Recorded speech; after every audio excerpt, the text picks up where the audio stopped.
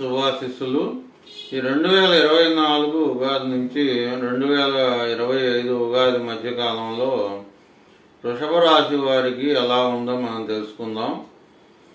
వీరికి ఈ సంవత్సరం ముఖ్యమైనటువంటి 4 గ్రహాల్లో గురువు, శని, రాహు, కేతు గ్రహాల్లో ఒక గ్రహం మాత్రమే వీరికి అనుకూలంగా ఉన్నది. అంటే 3 వంతులు వ్యతిరేకంగాను 1 వంతు అనుకూలంగాను ఉన్నది.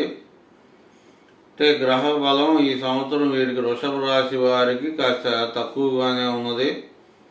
వీరికి ఈ సంవత్సరం రాహు సంవత్సరం మొత్తం అనుకూలంగా లాభస్థానంలో ఉన్నాడు. రాహు బలం వలన వీరికి ఆర్థికమైనటువంటి అభివృద్ధి, ఆరోగ్యము మరియు ఆయుర్దాభివృద్ధి ఇవన్నీ కూడా రాహు బాగా కలిగిస్తాడు. తర్వాత గురువు 12వ ఇంట్లో 1వ ఇంట్లో ఉన్నందువలన మే 1 వరకు 12వ ఇంట్లో ఉన్నందువలన స్థాన మార్పులు కానీ ధనవ్యయం కానీ బాగా ఎక్కువగా గురు ప్రభావం వలన ఉంటుంది. మే 1 తర్వాత మిగతా సంవత్సరం మొత్తం 1వ ఇంట్లో ఉన్నందువలన బాగా చికాకులు పెట్టి శ్రమకరంగా ఉంటుంది.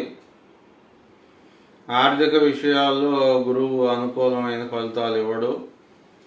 ఇకపోతే తర్వాత శని ఈ రాశి వారికి ఈ సంవత్సరం మొత్తం 10వ ఇంట్లో శని గ్రహం ఉంటుంది.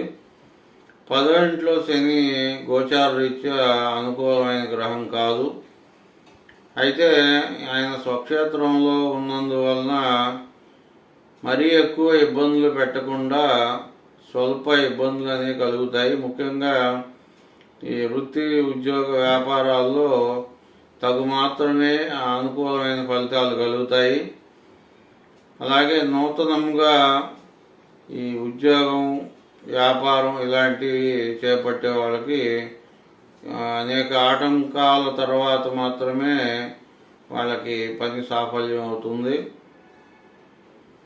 మొత్తం మీద శని అంత యోగకరమైనటువంటి గ్రహం ఏమి కాదు వీరికి. తర్వాత కేతు వచ్చేసి వీరికి 5వ ఇంట్లో ఈ సంవత్సరం మొత్తం 5వ ఇంట్లో ఉండటం జరుగుతుంది. ఇలా 5వ ఇంట్లో కేతు ఉన్నందువలన కాస్త అశాంతికరంగాను, చికాకులుగాను, తర్వాత ముఖ్యంగా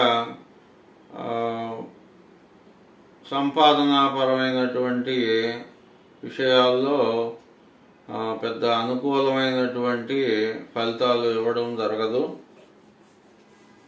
మొత్తం మీద వీరికి ఈ సంవత్సరం చూస్తే ఒక రాహు గ్రహం మాత్రమే 11వ ఇంట్లో బాగా అనుకూలంగా ఉన్నాడు. సమయానికి ఏదో ఒక విధముగా చేతికి ధనం అందే విధముగా ఈయన ఫలితాలను ఇవ్వడం జరుగుతుంది. గురువు, శని, కేతువు ముగ్గురు కూడా వీరికి వ్యతిరేకంగా ఉన్నందువలన ఆయా గ్రహాలకి జపాలు కానీ దానాలు కానీ చేసుకోవడం మంచిది. మొత్తం మీద వీరికి 25% అనుకూలంగాను 75% వ్యతిరేకంగాను ఉంటుంది. వారి యొక్క పుట్టిన జాతకం మంచి దశాభుక్తులు జరుగుతూ ఉంటే అంత ఇబ్బందికరముగా అనిపించదు. లేనిచో ఈ 3 గ్రహాలకి కాస్త శాంతి కార్యక్రమాలు చేయించుకోవడం ఈ రాశి వారికి మంచిదన్నమాట. నమస్తే. తదుపరి వీడియోలో మిథున రాశి వారి గురించి తెలుసుకుందాం.